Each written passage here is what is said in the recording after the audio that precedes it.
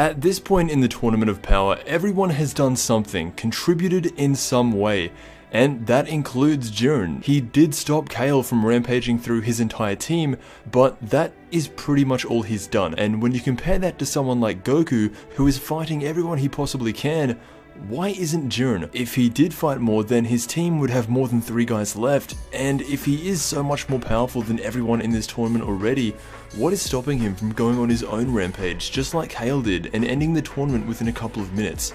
In a few of the next episode previews, we have seen Jiren, and most of the time, it's just him looking at something, not really doing anything crazy or too intense. But in the actual next episode preview, he is finally being confronted.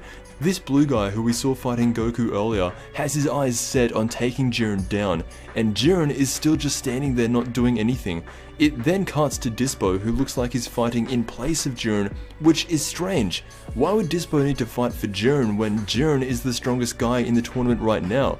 This isn't even the only time this has happened. A few episodes back when Goku was face to face with Jiren, Goku asked him to fight, but then from out of nowhere, Toppo barged in and just blasted Goku away from him, kind of like the Pride Troopers are protecting Jiren from something. We have seen what Jiren can do against Kale, so I'm not saying that he's weak, but now that it's in an actual one-on-one fight, Dbz steps in and does the fighting for him. That's strange. I think this goes a lot deeper than just wanting to conserve energy to fight Goku. The first time we ever saw Jiren, he was meditating, and that's all we ever saw him do, up until the tournament. There was no physical training, everything seems to be mental. Even now, the Universe 11 God of Destruction straight up said that Jiren not moving was his style, and that is how he gets the best out of himself.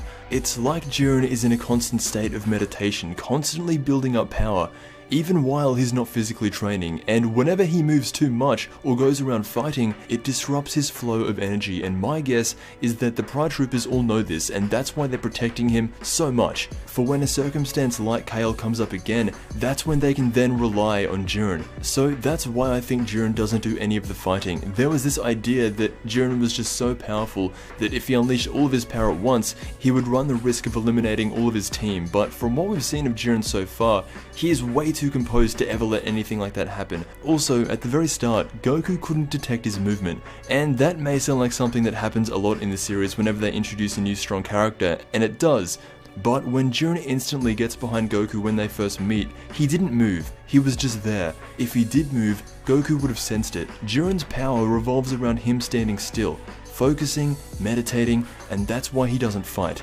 Universe 11 knows Jiren's strengths and how to utilize them, and that's why they're jumping in all the time. That's how I see it. Let me know what you think. I want to thank you so much for watching, and I will see you in the next Dragon Ball video.